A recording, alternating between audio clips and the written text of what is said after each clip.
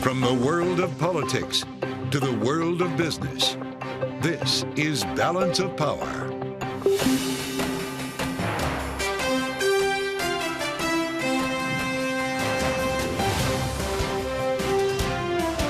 Live from Washington, D.C. From Bloomberg's Washington, D.C. studios to our TV and radio audiences worldwide, welcome to Balance of Power. Alongside Kaylee Lyons, I'm Joe Matthew. Game on. President Biden and Donald Trump agreed to two presidential debates, one in June, another in September.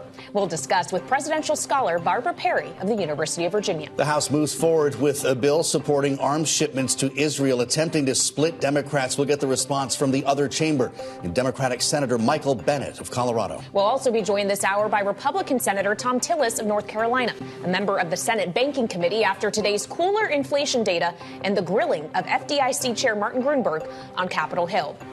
So certainly there is a lot in terms of congressional matters to discuss this evening, Joe, but in presidential race matters as well. We went from thinking we might not have a single debate this election cycle to all of a sudden two on the books. Two on the books, and it all started. This has taken place all since we woke up this morning. It started with a video on Twitter from the President of the United States with a message to Donald Trump. Here he is. Donald Trump lost two debates to me in 2020. And since then, he hadn't shown up for debate. Now he's acting like he wants to debate me again. Well, make my day, pal. I'll even do it twice. So let's pick the dates, Donald. I hear you're free on Wednesdays. The Biden campaign is now selling free on Wednesdays T-shirts. Let's bring in Kate Ackley from Bloomberg Government for more. So, Kate, the dates now agreed to: June 27th for the CNN debate, September 10th for one on ABC. Donald Trump says, let's have even more. But we really did not know if this was going to happen at all until earlier today. Right. This was what happened here? All this social media. This was all kind of a back and forth on social media, kind of invoking, this make my day, this was not what I was expecting of how this isn't the traditional path for setting up the presidential debates. There's normally like this very formulaic. Yes, right. There's a commission on debates, and this is sort of outside of the boundaries of that. And I guess we shouldn't be surprised. It's 2024. Well, if you're with us on Bloomberg TV or YouTube, you can see the post earlier today from Donald Trump. The last line says it all. Let's get ready to rumble. By the way, I thought we'd get sued if we said that. That's a very touchy thing. You can look it up. Google it. The fact of the matter is, you're right. The Commission on Presidential Debates was there to serve a purpose, setting the rules, finding the dates, the locations, all of which had been mapped out. Now, neither party wants anything to do with this institution in American politics. Is there no point to have the commission any longer? Well, I guess the commission we'll see what happens at the end of this election cycle. Is there really no other debate? Is there no debate through the commission? Is this just totally going off on its own train? Which it seems like it will be, but there'll be no audience. We'll have to watch. Yeah, and they'll have the opportunity, at least we've been told, moderators to be able to cut off their mics. Kaylee, I don't know if they've actually agreed to that, but that would set a new precedent. Shutting a mic off on a president of the United States while talking policy? That would be new. And I know there's also discussion about would there be debates on other TV networks. They've got CNN and ABC. Sure. Yeah. And Trump's floating the Fox Trump debate. wants Fox, and I'm sure there's some other networks that might want to get involved. But for now, it's just those two, I guess. But we could, who knows? We're talking here. What's going on, X, formerly Twitter. I say we take this on the road. This could be a tour. Could be fun. But of course, while we're thinking about what happens between now and this first debate on June 27th, Donald Trump could be a convicted felon at that point. We don't actually know. His trial in New York seems close to wrapping up. And on that note, Kate, a lot of members of Congress have been visitors at that trial in New York, including yesterday the Speaker of the House, Mike Johnson, after just being saved by Democrats who voted to table Marjorie Taylor Greene's motion to vacate. We've had a lot of conversation here on Balance of Power about how you could see why Mike Johnson would feel the need to be close to Donald Trump. But did he just also ruin his chances of being saved once again, if necessary? Well, we did see some Democrats criticize, and you heard people, even some, Republicans who are the never Trumpers said, here's a man who, says sort of his code is the Bible. He's at this, as we've discussed before, some of these salacious details have come out in this trial. So kind of an interesting juxtaposition, but it certainly offered him an opportunity to show his loyalty to Trump. When, Trump has said, he didn't want Johnson to lose the gavel. Was it last week or 2 weeks ago, recently? But he said, well, maybe there'll be another time for that. So kind of putting him on edge. And here's Johnson taking the opportunity to physically sort of show his loyalty by being there. He was quickly back, though. I mean, I know we have airplanes and everything, but he was suddenly back in Washington. It was a very quick trip, but certainly he was there for the photo ops and a show of loyalty. And we've seen other members of Congress, especially those who maybe are on the list or rumored to be on the list for vice president. J.D. Vance has been there, senator from Ohio. So it seems to be a hot ticket for Republicans in Congress and on the VP list. If you're going to go kiss the ring, you got to go to New York. Bloomberg Government's Kate Ackley. We thank you, Kate, as always, for joining us at the table as we turn now to the economy. An April CPI, the printout this morning showing inflation ebbing for the first time in 6 months. White House Press Secretary Karine Jean-Pierre reacting to the data earlier today. Here she is. We understand we have a lot more work to do. We get that. But I would state that inflation is down more than 60%, with the lowest core inflation in 3 years, and grocery prices fell over the last 3 months. Wages are up more than the prices over the last year, and since the pandemic, more than 15 million jobs created, and unemployment is under 4%, and that is the longest stretch that we have seen in over 50 years.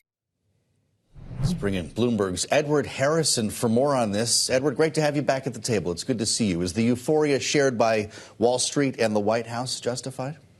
That's a good question, because I think that it's justified for Wall Street because the numbers were good enough to keep the rally going. There's no chance of recession. But really, if you look at the numbers, 0.3% month on month, both in core and in the headline, if you multiply that out, 12 times 12, that gets you to almost 4%, for a yearly number. So we're at a run rate that's about 4%. That's not that great. So no Fed cuts then? Joe Biden has said he stands by his view that the Fed will be cutting this year. Well, it was interesting because just yesterday, Jerome Powell was in Amsterdam and he was talking, and he said that he has less confidence now than he did a little while ago in the inflation rate coming down to 2%. And that was before these numbers came out. This is after PPI came out yesterday. So really what it tells you is that the Fed is going to be on hold for a very long period of time. And we need those numbers to come down a lot more in order for the Fed to get there. Is September still in play then, in your view, from your view on the economics team, not Fed funds futures? Right. I think that, yes, it is in play, but you really have to see those numbers drop precipitously. I think, if you look at all the numbers, PCE inflation, CPI inflation, if you get numbers that have twos in front of them, 2.9%, the Fed will feel like they can get going with the cuts.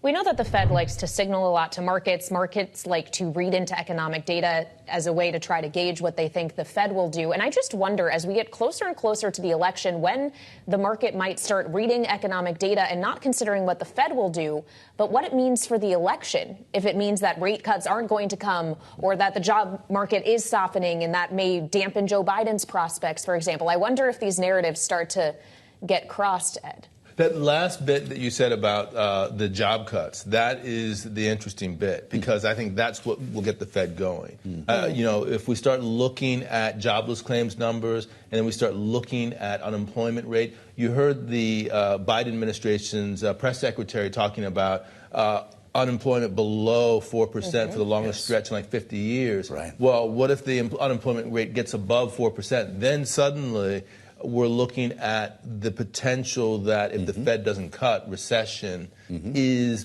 so, they would want to have a preemptive cut to prevent that from happening. But you could also argue that above 4% is necessary to win this war on inflation, right? You could, but, it seems that the Fed really wants a soft landing. And so, we're between a rock and a hard place in terms of that, because obviously you have to get inflation down below 3%, but at the same time, if you get the unemployment rate above 4%, then it starts to look a little rocky. The dual mandate argues with itself again. Indeed. We're at 3.9 as of the last jobs report. Bloomberg's Edward Harrison, thank you so much for joining us. Now, coming up still, we'll be joined by Barbara Perry of the University of Virginia to dig into the politics of presidential debates, as it looks like we're getting two, at least for now. That's next on Balance of Power on Bloomberg TV and radio.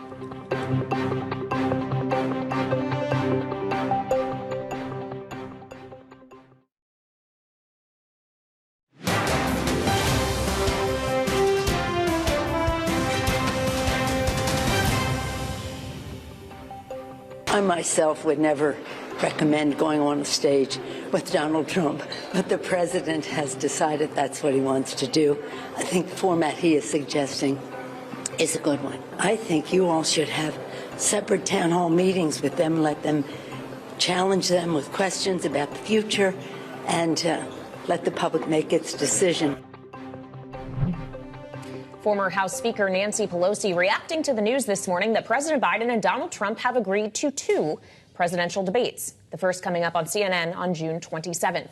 For more, let's bring in Barbara Perry. She is Presidential Studies Professor at the University of Virginia. Barbara, welcome back to Balance of Power on Bloomberg TV and radio. This is pretty remarkable, not just because until this morning we didn't know if we would see a single debate, let alone two, but because what we're talking about here, the first debate before either of the conventions have even happened, the commission not being involved, no live audience, potentially a mute button. How unusual are these debates going to be? Well, just about every characteristic that you've just named is unusual, and certainly to start off this early. But given that we know which the candidates will be of each of the two major parties, I guess that part is not so surprising. And I was saying this morning to someone that at least it adds a little bit of normalcy to a very abnormal situation in this country, in our political context, and in this election for 2024, the president of the United States. I realize, Barbara, not everyone is in mourning over the loss of another institution in the Commission on Presidential Debates, but there was a purpose for it to be there, not only to establish dates, locations, and so forth, help to negotiate the rules, but it was about making this accessible to all Americans, which is why this is one of the most watched things that happens every 4 years on all of the channels. In this case, you're going to be on one cable news network. So the prospect here is either people not seeing the debate in a worst case, or the candidates trying to game each other out for a moment that will last on social media. How does that end up impacting the race? Well, shocking that we should have a different situation in this time and this place of 2024 and these two already unprecedented candidates by virtue of their ages. So that's obviously going to be unusual. We mentioned the date starting at the end of June. And I guess I would ask, in addition to having it only on one cable network, though people are used to finding things the way they want to find them, sometimes just on social media or sometimes watching things rerun on YouTube, if you will. Better in the days of when these started in 1960 with Kennedy and Nixon, the first televised debates. I know that the channels that we could watch in the 1960s on our old TV when I was growing up, there were two. We could watch CBS or NBC. We didn't even get ABC at the time.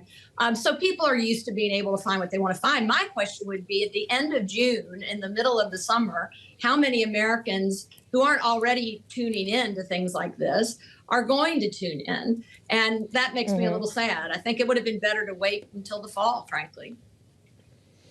Well, Barbara, you mentioned something there about the age of both of these individuals. Not only are we talking about someone in their late 70s, someone in their early 80s, we are talking about two presidents, a former and a current, whose policies are not only pretty well known, they've already been experienced by the American people who have already felt the effects. So to what extent are any of these debates actually going to be about policy and substance as much as they are about performance and proving that you have the stamina and wherewithal for such a thing? They're always about performance, as is everything on television and on a screen. It's always about how someone performs. So that's number one. Number two, I should think that at least President Biden will want to talk about issues, particularly those things he's accomplished in 4 years, but how he will make things better for those Americans who don't feel that they are better off than they were 4 years ago. So he'll try to make that case. And of course, Donald Trump could go in any direction, as we know, when he's on a stage, which makes it at least a little bit more exciting. I guess there's that. We always have exciting, including the potential for these not to happen. You have to remember who we're talking about here. Donald Trump has not taken part in a debate in this cycle yet, and there were many who didn't think, to Kayleigh's point earlier, that that would ever happen. To what extent is Joe Biden doing himself potentially a disservice here? If the polls were more in his favor, do you think he would actually be going into a room with someone who has traditionally lied on the debate stage and disobeyed the rules? I think that's a really good point, that the current president almost has to do this, first of all, to show that he's able to do it, but also because he's not far ahead in the polls. It may help him, as the State of the Union address did, where he had a good performance after so many people said, oh, he's gaffe prone and he's aging. So I think it's good for him in that way. But every person who puts himself or herself out on a presidential debate stage always runs the risk of a gaffe, or just not looking very good, as in the case of Nixon in 1960, bad makeup or no makeup, and he was sickly. He didn't look so good. But even somebody as skilled as Barack Obama had a first debate with Mitt Romney in 2012. It was a bad performance. Ronald Reagan, the great communicator, same thing in 1984. So even the best of them can have a bad outing, and Joe Biden and Donald Trump have to hope that that doesn't happen to them. Barbara, earlier today on Balance of Power, we got the chance to speak with Dr. Bernice King, the daughter of Martin Luther King Jr., and we asked her what she thinks President Biden needs to do to reach black voters specifically. This is what she told us. The campaign can't speak. The people who have benefited from the administration, should I say, need to be speaking. Let me show you how this has impacted my life. The people who believe in what he's done as the president need to be speaking for him while he is the candidate and saying this is what he's done for our communities, our group. Barbara, is the messaging for both President Biden and Donald Trump, for that matter, one better spread by other messengers? I don't think so for Donald Trump, because he has shown that he can be, well received by those people who support him. Now, for those who are on the fence, it may be, harder for him to make his case. For Joe Biden, I think that Ms. King was absolutely right, that surrogates would very much help Joe Biden to make his case for black voters. And I would also say, be sure to put former President Barack Obama out on the stump at every opportunity to make the case to black Americans. Barbara, thank you. It's great to have you with us today. Barbara Perry with us on Balance of Power. If you'd like to watch our full interview with Dr. Bernice King, you can find that right now on the terminal and online. Coming up, FDIC Chair Martin Bloomberg testifying before the House Financial Services Committee today after an explosive report on the toxic culture inside the agency. Bloomberg's Katanga Johnson has that story for us next on Balance of Power on Bloomberg TV and radio.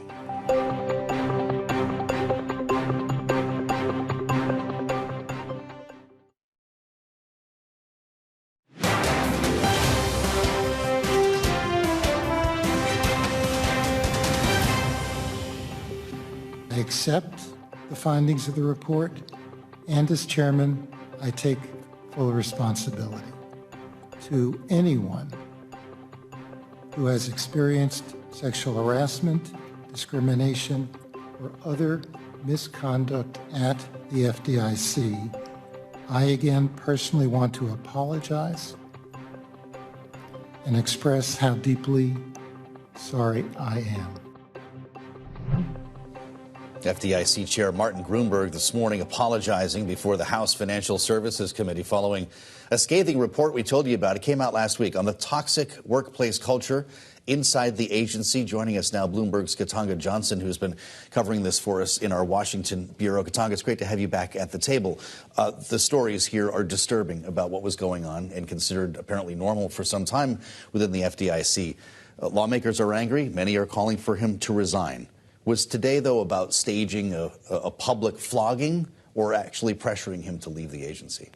In many ways, Bloomberg saw a lot of feedback, not just from Republicans pushing him to resign, but also from Democrats calling on him to really step up his promises to clean up the agency following this report. It's hard to tell after day one of what will be 2 days of hearings exactly what his decision will be. Many have speculated that given that he carried on and presenting himself at the hearings today, that this could just be him committing to cleaning up the agency, following through on the recommendations of the report, and from his own visits at field offices at the FDIC trying to implement some changes. One way that he struggled, though, and we'll have to wait and see what happens tomorrow, was really saying how the attacks against his own temper, the way that he treated his staff, should be handled. He didn't quite address that clearly. And if anything, that'll be one big question we're looking to see answered tomorrow. Okay, so we'll see how things go when the Senate Banking Committee has a crack at him. But of course, as he's considering this decision, and frankly, as Democrats are considering this decision, especially ones that are proponents of this administration's financial regulatory agenda, and specifically Basel III capital reform, they really can't afford for him to leave, right? That would throw everything into question. This is exactly right. We heard from some lawmakers today about how the attacks, though in a lot of ways, he sat at the helm of the agency, not just as chair for 10 years, but had been president for 20 years, should have known, could have known about some of these allegations, and that does need to be addressed. It's hard to ignore the fact that he also plays a big role in a capital plan that's sitting before the agency, and his vote really does matter. And so Democrats are sort of struggling with how much do you rebuke Chair Bloomberg, who, yes, has been present for so long, but wasn't the only person who oversaw the agency during the time span of these allegations and this pending capital plan. You mentioned tomorrow's affair. Typically a more orderly experience than what we see in the House. Will that be the case this time? There will certainly be less questions, in part because there are fewer senators, but I imagine we'll hear from senators really having him answer that question of his own role in the toxic workplace, particularly with his temper, and then going a bit farther in addressing why he should be the person to clean it up. The report was very clear in saying that they struggled to see how he's able to. He'll have to answer the question of exactly how he plans to do that. We have less than a minute left, Katanga, but it's worth pointing out he was not the only person testifying today. You also had the OCC That's and exactly Michael Barr of the Federal Reserve. Did they make any news at all? We did hear that, our regulators will consider all the comments that came in on this capital plan, which is very much a lightning rod at the moment at the agencies. And while we've reported that withdrawal is off the table, that they're moving ahead, regulators tried to sort of couch that and say they really just want to wait and see all the comments that they've received. All right, well, we'll look forward tomorrow and your coverage when the Senate gets its turn. Katanga Johnson, thank you so much. And coming up next, we'll take a look at the Senate, not the Banking Committee, but other matters. Senator Michael Bennet, the Democrat from Colorado, will be joining us next on Balance of Power on Bloomberg TV and radio.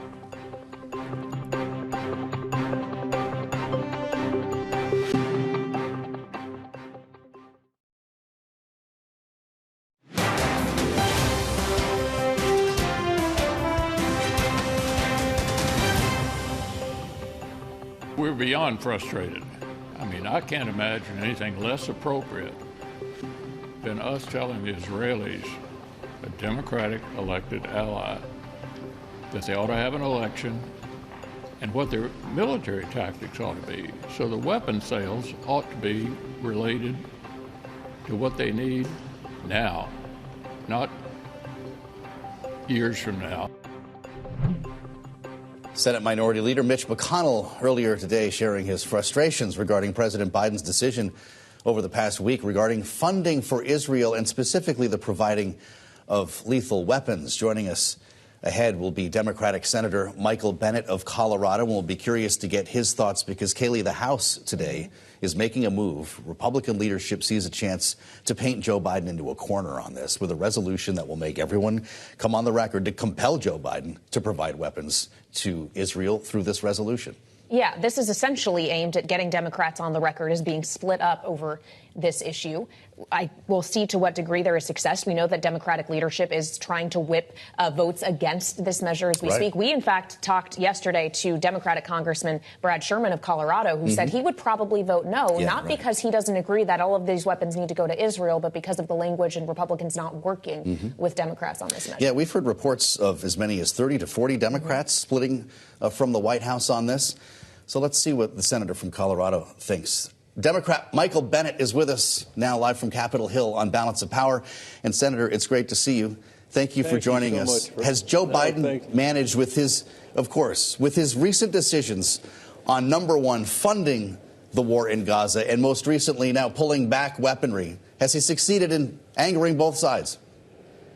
Well, I think that he probably has anchored both sides to a degree, but maybe that's because he's not making a political decision. Maybe he's trying to make the decision that's in the best interest of the national security of the United States and, in his judgment, the security of Israel. I hope that is the decision that he's trying to make. It was not an easy thing to get the aid through the House and the Senate to begin with. I think he lost 37 Democratic votes in the House when it went through.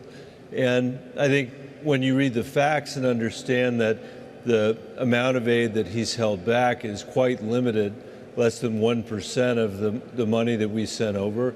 It's the 2,000-pound bombs that he's worried about having collateral effect if they land on civilians in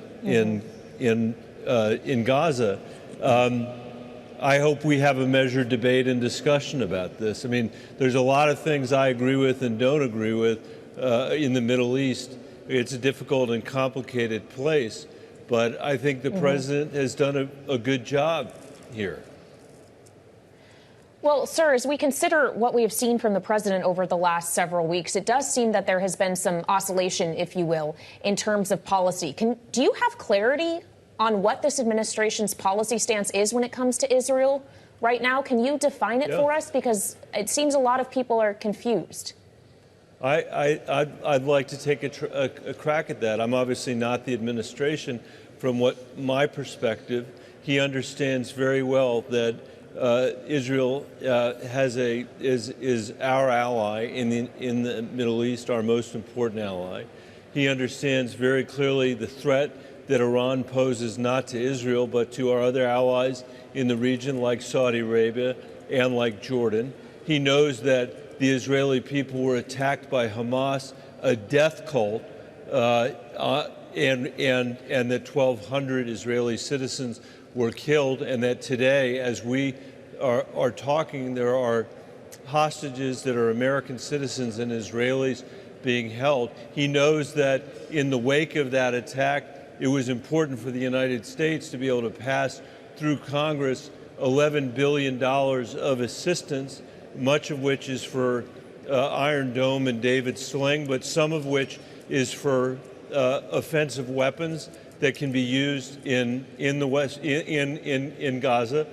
And he knows that he said to the Prime Minister of Israel that he believes that he should not go into Rafah without a plan. And he knows further that the Prime Minister of Israel has not given the world a plan. And I think what the President of the United States is trying to do is to support Israel and the people of Israel in their battle against these terrorists in a way that will help prevent unnecessary civilian casualties from happening as a result of more action by the Prime Minister of Israel. That is a tough challenge that we as a nation have to confront. It's a tough challenge that Israel has to confront, the world has to confront. And I think there's a reason why sometimes people say there are no prophets in our time when it comes to the Middle East, because everybody becomes an expert all of a sudden about the most complicated region of the world. But these are questions and decisions that can't, be decided every 15 minutes. And I'm not surprised at all that our policy might change from day to day. I know the president is, as I am, deeply concerned about the number of civilian casualties that there have been in the West Bank or in Gaza. And I know that he is deeply concerned that Israel not just has the right, but has the obligation to defend herself against a death cult that has attacked them.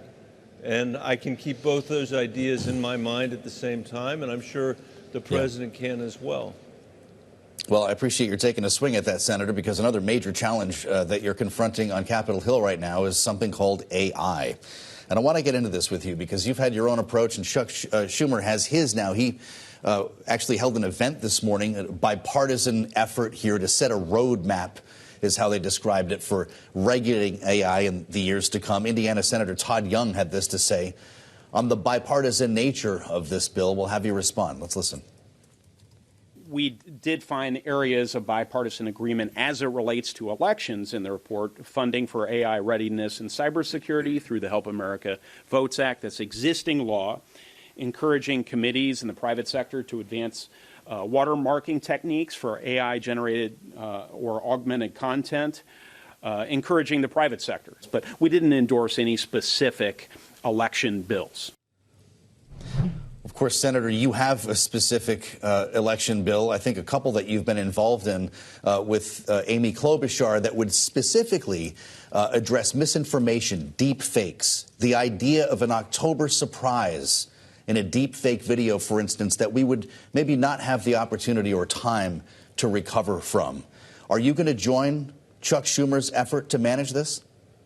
Well, I'll have to look and see what he proposed. I haven't had a chance to read it today, but I do think it is really important for us to have a debate that's public for the American people to see so that we can inform them of the threat to our democracy. This is a very real threat. I'm a member of the Intelligence Committee.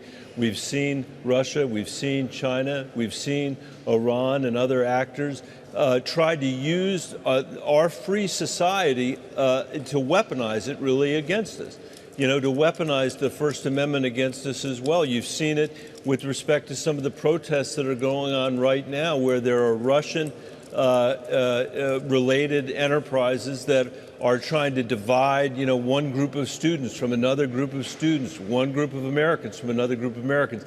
It's critically important for us to wrestle with this, and in a world where that kind of misinformation is being powered by artificial intelligence, it's critical that we do what we can to make sure that people can identify that, can distinguish it, can see, as Todd Young said on your program, that there's a watermark or some other identifying characteristic. But I suspect that that's just the beginning of what we're going to have to get into here. And as you know, I've also had a longstanding interest in the role that social media is playing in this country, not just in terms of misinformation, but in terms of the mental health of our kids all across the country.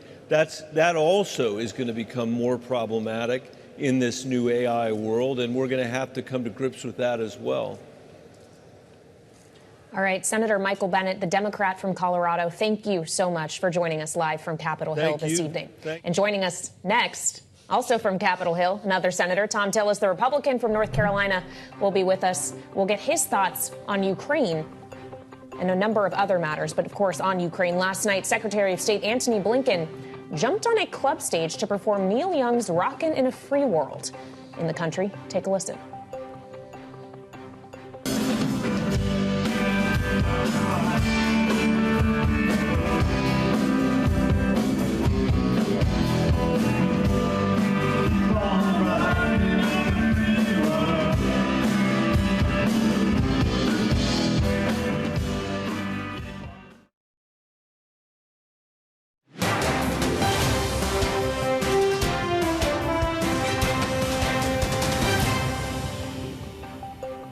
Provide an additional $2 billion in foreign military financing for Ukraine. We will continue to back Ukraine with the equipment that it needs to succeed, that it needs to win.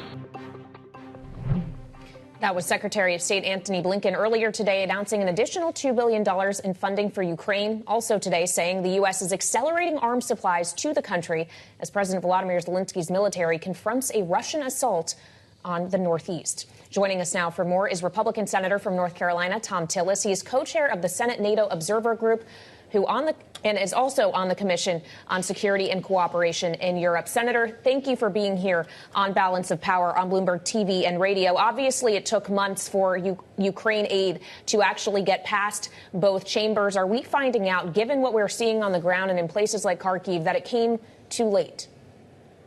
I don't think it came too late, but clearly we're having to recover from a delay in the funding. I've supported the measure for almost a year, 9 months. And it would definitely create a disruption. We saw Russia take territory. Kharkiv is under threat. We're talking about hundreds of thousands of conscripts that Russia has brought up. It's a serious threat, but the Ukrainian people are strong. We've got the resources approved. They've got to get on the battlefield, and we've got to do everything we can to defeat Putin. With what we're learning today in a remarkable story in the New York Times, Senator, about the challenges facing Ukraine in the battlefield, highlighting the wait, the months-long wait to get the munitions that they needed. There were references to technological leaps that Russia has been enjoying in diverting weaponry from Ukraine as President Zelensky asks us for a Patriot missile defense battery for Kharkiv. Are we sending the right material to Ukraine for this time? Well, I think we need to send a lot more. What we have to do is make sure proper training's in place. They have the HIMARS platforms, the ATACMS platforms. They need more just basic artillery rounds that we're having to conserve, not necessarily respond to any sort of offensive action on Russia's part in the way that they would like to. Most of that's working its way through. I should also mention that some other states, while Congress was taking its time to pass the aid here, were also providing funding. Having said that, Russia is learning on the battlefield. They are deploying advanced weapons. They are getting help from China, North Korea, and other countries. We need to hold them accountable. I should say Iran. But I believe that the Iranian people are strong. They can win. But there are a number of other platforms we should get into Ukraine in the future. As we look at what's happening in Eastern Europe, we did also get some disturbing news earlier today, Senator. The Slovak Prime Minister, Robert Fico, suffering life-threatening injuries after being shot in public. Obviously, an assassination attempt that has been widely condemned across the world. But this is also an individual who has been more Russia-friendly. And I wonder, sir, your reaction to the news we got today. Well, it's very disappointing. And I can't, so we hope that the Prime Minister recovers. But we also have to take a look at members of NATO who are, I think, not as firm as they should be. And I'm thinking more about Hungary, less about Slovakia, who are not necessarily as tight and with the rest of the NATO alliance as they should be. Russia is a massive threat to Western Europe. They're a massive threat to the Balkans. I just met with the president of Montenegro today. The amount of misinformation and hybrid warfare that Russia is guilty of throughout Europe is astounding. And we have to do everything we can to buttress support for Ukraine, to make sure the NATO alliance members are all speaking with the same voice, and then also protecting those next countries that Putin will go to if he succeeds in Ukraine. He'll go through Moldova, and other countries are hanging in the balance. Well, one of the other matters you're going to be dealing with on your Senate Banking Committee, sir, is what to do with the FDIC. Chair Martin Gruenberg testified before the House Financial Services Committee today, cited his personal failures as chairman, even apologized. Listen for a moment to what he said, and we'll have you respond. I also acknowledge my own failures as chairman, both in failing to recognize how my temperament in meetings impacted others, and for not having identified the deeper cultural issues at the FDIC sooner. I am personally committed to addressing these issues. Senator, were you convinced by what you heard today? Do you accept his apology? What should happen at the FDIC? Look, if Gruenberg is personally committed to accepting these issues, why in 2008, when he took actions against an employee that were so grievous that an external investigation was ordered, and he admitted during a confirmation hearing, this is a significant event, an external review of his actions as a manager. And he admitted 14 years later, only when he was preparing for a confirmation hearing, that he actually read a report that was prepared 13 or 14 years ago. I don't accept his apologies. He is a failure as management. For 17 out of the 20 years that he's been at the FDIC, he's either been chair in an acting capacity or confirmed capacity or vice chair. He has destroyed bipartisanship at the FDIC. They do not promulgate rules and come up with policy on a bipartisan basis. He is guilty and documented as being responsible for a toxic work environment. And this guy wants us to say, well, the last 20 years weren't so good, but the next few will be better. And shame on members of the Democratic Party that are so focused on his hyper-partisan strategies that they would look past something that would get anybody terminated in the Fortune 500. Well, sir, I think what you're alluding to there is the idea that he kind of is required to get the regulatory reform this administration has been pushing in terms of Basel III capital reform across the finish line. If he resigns, you see no way that actually happens, do you? Well, I think Basel III Endgame in its current form, as proposed by Barr, is dead on arrival. I think it's been made very clear that what he thought he could do was get another partisan vote among the Fed Board of Governors. Is just simply not going to happen. So he's got to decide whether or not he does anything in this Congress. And I will tell you, his current proposal is doomed to fail. He's not holding back today. Senator Thom Tillis, sir, it's good to see you. Don't be a stranger. Come see us again soon on Bloomberg. President Biden and Donald Trump, meantime, have both agreed to debate each other twice, once in June, again in September. The first TV face-off for these two since 2020. One of the stories that fell in our laps today. Joining us, our political panel to get into this, Maura Gillespie, founder and principal at Bluestack Strategies, along with Jim Kessler, executive vice president at Third Way. Great to see both of you. Welcome back. Jim, I'm not sure where to start with this whole idea. The commission is apparently out. We're going to start doing these on individual networks. If you happen to be watching CNN or ABC one night, maybe you'll catch a presidential debate. Is this the new era of debating? Well, it's the new era in 2024. Look, I thought this was a great move by Joe Biden. Yeah. He's getting the debate format that he wants. He took the initiative here. There was questions about whether he even won a debate. Not only does he want the debate, he wants two, and he got the two that he wanted. And I also think, look, nobody asks for a debate if they think they're winning, okay? So I also believe this is the Biden administration saying, we've got to rev it into high gear. This isn't one. This is the way to do it. We're going to take the initiative. So I was very glad to see this. So many norms have been broken. This is just another norm. I guess that's true. Precedent doesn't really mean much anymore. But Maura, to Jim's point about the idea that you don't necessarily ask someone not to duel, but to debate unless you think that you're losing.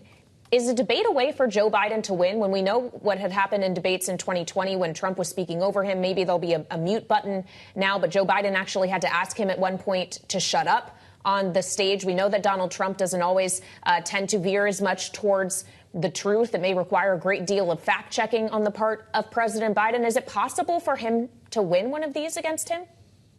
I think with the format being so that there is no audience, that it is simply a one-on-one conversation that's moderated, I do think that works in favor of Joe Biden, presuming that he is prepared and ready to go, because we know what Donald Trump will do. As you mentioned, he is a bit childish. He likes to throw insults. He likes to say no without having any substance to back it up.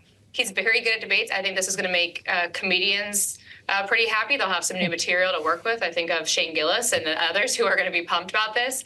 But I do think that Joe Biden can, show his policy chops here and put Donald Trump on the spot. Make my day, pal. That's where this campaign is going. Very Scranton. Well, is it? Are you buying that, Joe Biden, or were your eyes rolling this morning? Look, I liked it, and that's part of Joe Biden. That's the come on. Yeah. Dark Brandon is back? Yeah, exactly. Look, I think this is good for him. Like I said, the format is very good for him. And when you say that, by the way, you mean no audience, right?